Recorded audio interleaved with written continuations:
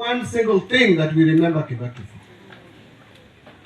But for the 10 years that he was a president, he never attempted to start or introduce free secondary education. I hear people say that Kibaki was able to teach or have our children learn for free. It is not true. He made sure that our children went to school for free in primary school.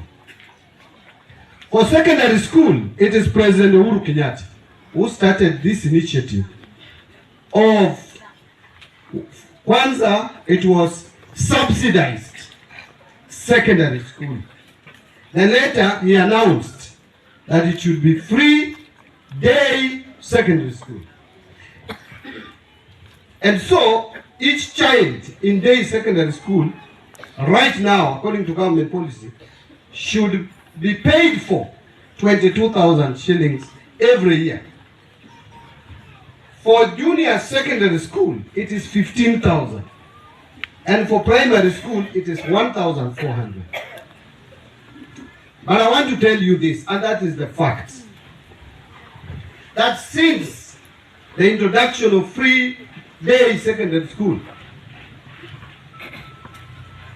the government has not been able to give or allocate every student 22,000. It has never happened. The government has always been having dates for schools, and this teacher can tell you, the principal. That is why you hear principals saying, we have not received full capitation. But let me tell you this, the government disburses the whole amount allocated in the budget, but still it is not enough. So, the only thing I did yesterday was to confirm that yes, we have allocated so much budget and we are giving it in full, but it is not enough to give every child in Kenya 22,000 shillings. That budget, if you divide by the number of children in Kenya who are in senior secondary school, you will only get about 17,000. And that is the story. That is what has been happening when Uhuru was the president. It is what we have even now. In fact, yesterday I was wondering when MPs were asking me why I have not released 22,000 per student. I asked them, where do I get that money?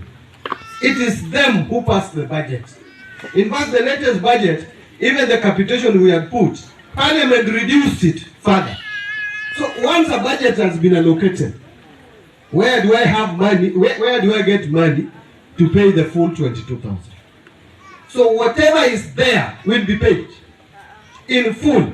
In fact, for first term and second term, we have paid in full. We are waiting to pay third term. But that money is not enough. We are looking at revenue collection. And our priority is to make sure that we take the allocation to where it should be.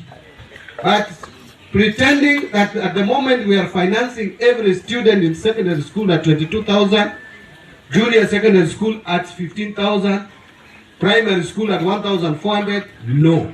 We have a shortfall, and that is a fact. But in Kenya, sometimes people don't want to hear facts. They like fiction. They like to be misled. They like people who are telling them what they want to hear. Now, I was asking MPs, actually this was my suggestion to them, that because we are only having a shortfall of about 5,000 per student, if we are truly serious that we want full capitation to go to school, we could agree that out of the National Government Constituency Development Fund, the 58 billion, we know 40% by law is bursary. Why don't we take that 40% out of 58 billion, which is 21 billion, and then we spread it to all our children in Kenya, and we will give full capitation. No one needs to go to the MP to ask for money, because the government shall have paid full fees for everybody. There would be no need to go for bursary. Money has already been paid by government. But when my colleague MPs, because I'm still like an MP, when they heard that, hapo hawataki. But they want Mbadi to tell them that every child will get 22,000. But where is that money? The budget cannot accommodate 22,000. It can accommodate 17,000. We are discussing as a government how that shortfall can be bridged. But in the meantime, I offered a solution. One of the solutions, get the bursary money, mop it up from GAF, from NGCDF, from county bursary if they want to negotiate with us. We put it in one basket and give it to all children in Kenya so that everybody gets equal amount. All children go to school without pay. That is a suggestion I'm putting on the table. If you have another suggestion, offer it.